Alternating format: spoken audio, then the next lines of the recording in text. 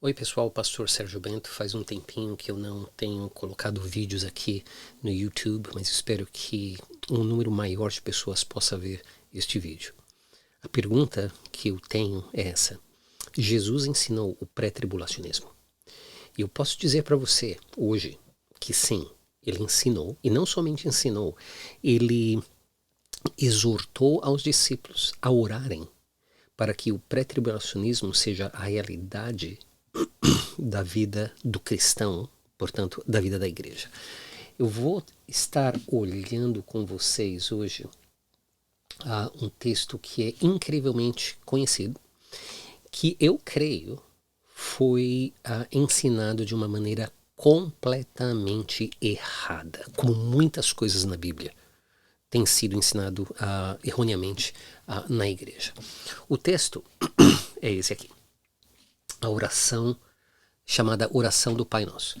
Então vou estar aqui ao vivo com a sharing ou mostrando o meu monitor, meu segundo monitor, e gostaria de ler com você o que Jesus fala. Ele fala assim: portanto vós orareis assim: Pai nosso que estás no céu, santificado seja o teu nome.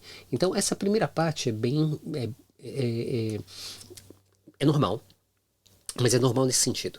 Jesus começa a falar do céu, que o Pai que está no céu tem um nome que é santo. E esse nome deve consistentemente ser santificado, se assim eu posso dizer. Nós devemos sempre honrar o nome de Deus. Por isso que os judeus no Antigo Testamento e até hoje não falam e não escrevem o nome de Deus. Então, a oração começa com o Pai Nosso que estás nos céus, mas diz assim: venha o teu reino, faça-se a tua vontade, assim na terra como no céu. Eu mesmo pensava que quando Jesus disse, venha o teu reino e faça a sua vontade, venha o teu reino, o reino de Deus era a igreja. E eu falava assim, mas isso está correto? Será que a igreja é o reino de Deus? Até que eu descobri que desde Júlios Africanos, Agostinho e aí os reformadores e os reformados de hoje, interpretando a Bíblia alegoricamente, espiritualizando a Bíblia, eles vão dizer que a igreja é o reino de Deus. E que o milênio, em realidade, não existe. Principalmente para aqueles que são amilenialistas ou clássicos pré-milenialistas. E até mesmo para os pós-milenialistas e pós-tribulacionistas, o milênio não existe ou é algo que tem que ser completamente espiritualizado ou em parte espiritualizado. Mas Jesus fala assim: venha o teu reino, faça-se a tua vontade, assim na terra como no céu. A vontade de Deus está sendo feita na terra? A resposta é não. A vontade de Deus está sendo feita na igreja? A resposta também é não. O que nós vamos encontrar são pessoas, indivíduos, que fazem, que cumprem a vontade de Deus. Mas a igreja como um todo, mesmo a igreja local, não cumpre. Na grandiosíssima maioria das vezes, não cumpre, não faz a vontade de Deus. Então a pergunta que nós temos que estar perguntando a nós, e eu perguntei a mim mesmo, é a seguinte: o que é esse reino? Quando esse reino vai acontecer? Sendo pré-milenialista, pré-tribulacionista, dispensacionalista, crendo numa interpretação literal, gramática, história da Bíblia, eu completamente entendo que o que Jesus está dizendo aqui, ele está falando do reino de Deus, no qual ele vai reinar, Jesus mesmo vai reinar com cetro de ferro durante o milênio. Jesus aqui está falando do milênio. Jesus está falando do milênio. Venha o teu reino. E o reino vai vir, porque vai ser o reino milenar de Jesus. Esse mesmo reino é o reino que Jesus vai entregar ao Pai. Aí ele diz assim: venha o teu reino, faça-se a tua vontade, assim na terra como nos céus. O pão nosso de cada dia dá-nos hoje. Hoje é espanhol.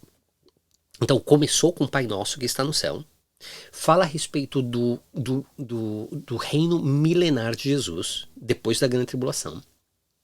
volta para o dia presente e fala assim: dá-nos o que nós precisamos. E o que nós precisamos é de pão. Pão para comer. É muito interessante que Jesus não fala a respeito de teto, uma casa para viver, mesmo porque o Filho do Homem não tinha onde acostar sua cabeça. Ele usa como seu próprio exemplo para dizer assim: o que você precisa é de comer. Aonde você vai morar, Deus proverá. Assim como o pão que ele vai prover. É uma ideia completamente estranha, porque nós fomos treinados dentro do sistema democrático que eu tenho o direito de ter propriedade, por exemplo. Não obstante, a ideia de Jesus é não necessariamente nós temos propriedade aqui, e é estranho para mim mesmo, mas o que eu creio que Jesus está dizendo é o seguinte: foca na propriedade que está lá no céu. Aqueles quartos, aquelas mansões que Jesus foi preparar, de acordo com o que ele disse para os discípulos.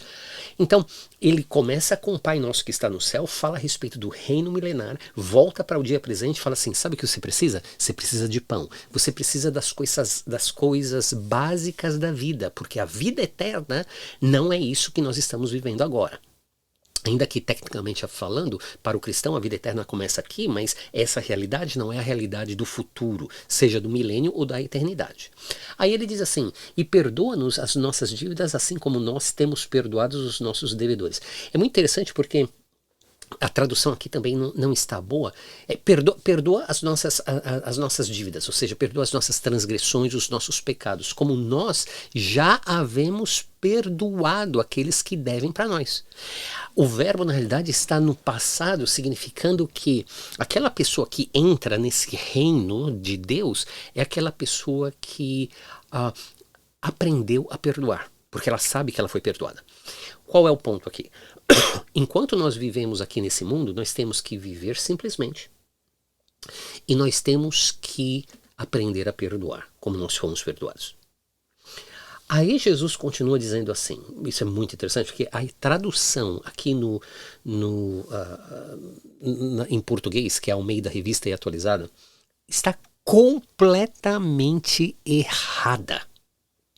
Diz aqui, versículo 13, e não nos deixe cair em tentação. Não nos deixe cair em tentação. Vamos começar com essa palavra tentação. Se eu mostro aqui para você, a palavra tentação, aqui está em inglês. A palavra tentação é a palavra peirasmon, que vai significar algumas coisas. Vai significar, por exemplo, tentação, ou provação, ou um teste. Trial é uma prova. Então, a palavra tentação, em muitos usos dessa palavra através do Novo Testamento, essa palavra tentação é a tentação que Satanás põe no nosso caminho. É um tipo de prova, é um tipo de teste que a pessoa passa não para crescer, mas para provar, para demonstrar um defeito que a pessoa tenha. Então Jesus aqui em Mateus, ele não fala assim, não nos deixe cair em tentação. Na realidade ele fala assim, deixa eu voltar aqui. Ele fala assim, a tradução correta diz, e não nos guie em tentação. Não nos leve à tentação. Se você se lembra de Paulo, Paulo fala assim que Deus não é tentado por ninguém e Deus não pode tentar. Então, o que significa essa frase que diz assim, e não nos guie, não nos lidere à tentação? Essa deveria ser a tradução correta com a interpretação correta, porque a palavra tentação significa essa prova que Satanás põe no nosso meio, porque Deus não pode tentar. Satanás põe na nossa frente para que a gente caia, para provar que nós somos falhos. Novamente, essa palavra é peirasmon. Mas aí se você vai em Apocalipse, capítulo 3, versículo 10, quando Jesus está falando com a igreja de Filadélfia, ele diz assim, porque guardaste a palavra da minha perseverança, também eu te guardarei da hora da provação. Essa palavra provação aqui em Apocalipse capítulo 3, 10 é exatamente essa palavra que está aqui. Peirasmo, que é exatamente a mesma palavra que é a palavra que significa tentação, prova ou um teste.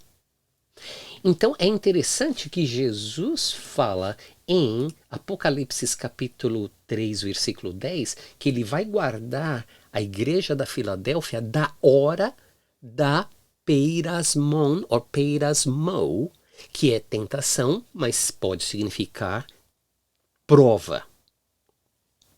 O que nos deixa saber que esta palavra peirasmo pode ser usada de maneiras diferentes, dependendo do contexto. Por exemplo, eu como banana.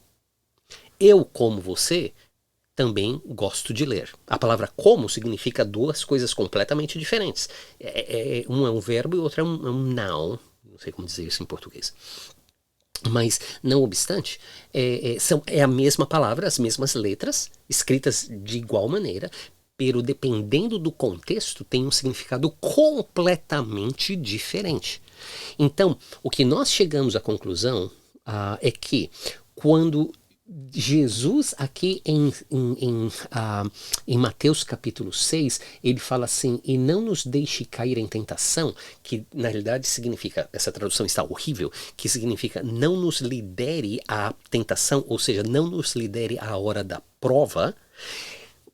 Match está de acordo com o que Jesus disse à igreja de Filadélfia, que ele vai livrar a igreja de Filadélfia da hora da prova. Por quê? Porque eles foram fiéis. Então Jesus, em Mateus capítulo 6, ensina a nós a orarmos para que nós mesmos sejamos livrados da hora da prova, ou seja, qual é essa prova? É a grande tribulação. Porque simplesmente não faz sentido traduzir ou pensar que a interpretação de Apocalipse capítulo 3, versículo 10, que ele diz assim, e guardarei da hora da provação, significa uma hora de tentação. Não, nós sabemos que a hora da prova é a grande tribulação, é uma prova para aqueles que ficam na terra. Não obstante, Jesus ensina, novamente, Jesus ensina os discípulos a falar assim, não nos lidere, não nos ponha no caminho da grande tribulação, tentação, peirasmo. Mas livra-nos do quê? Livra-nos do mal. E Jesus aqui em Apocalipse capítulo 3, versículo 10, diz assim, e eu te guardarei.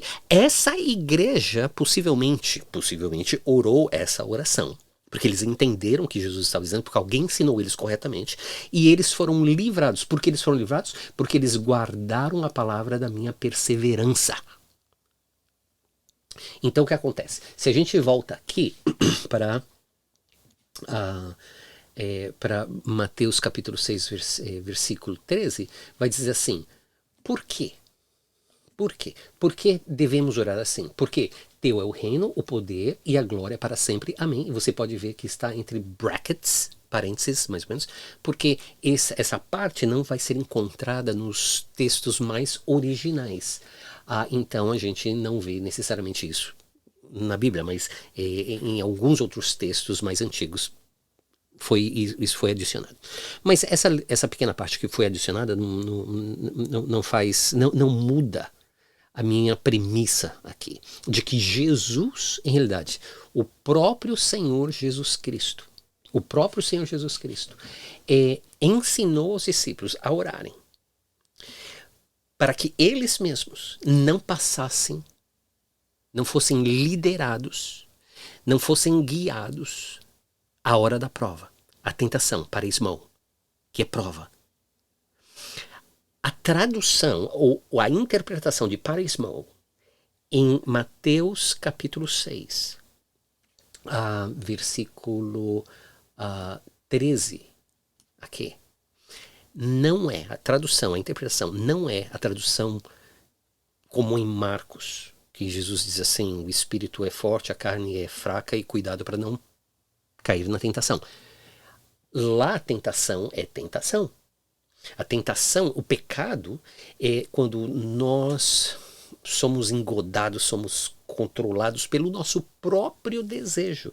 E Satanás põe a oportunidade de pecar na nossa frente, e por causa do nosso próprio pecado nós caímos, e prova quão limitados nós somos e quão sujos nós somos.